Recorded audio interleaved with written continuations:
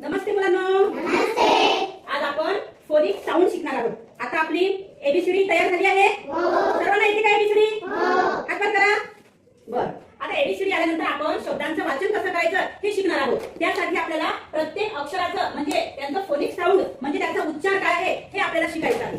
आता जसं की ए चं साऊंड काय आहे? फोनिक काय आहे? ए. बी चं काय आहे? सी चं काय आहे? डी चं काय आहे? ई चं काय आहे? आणि एफ चं काय? जी चं काय? बरं, जी चं ग साऊंड आहे. मग आता ही स्पेलिंग वाचा बरं. शब्द वाचा. गण. कसं वाचलं तू? सांग. काय घेतलं तू? अच्छा, या जी ला तू ग घेतला आणि या यू ला काय घेतला? यू चं काय घेतला तू? अ. ओके, अ घेतला. आणि एन चं काय? न. शाबास. म्हणजे ग न गण. आलं लक्षात? बरं, आणखी एक स्पेलिंग तुम्हाला इथे वाचायची आहे. या स्पेलिंग वाचू शकाल का तुम्ही या फोनिक साऊंड नुसार? वाचा बरं. पेन नाही, पॅन. P A pan.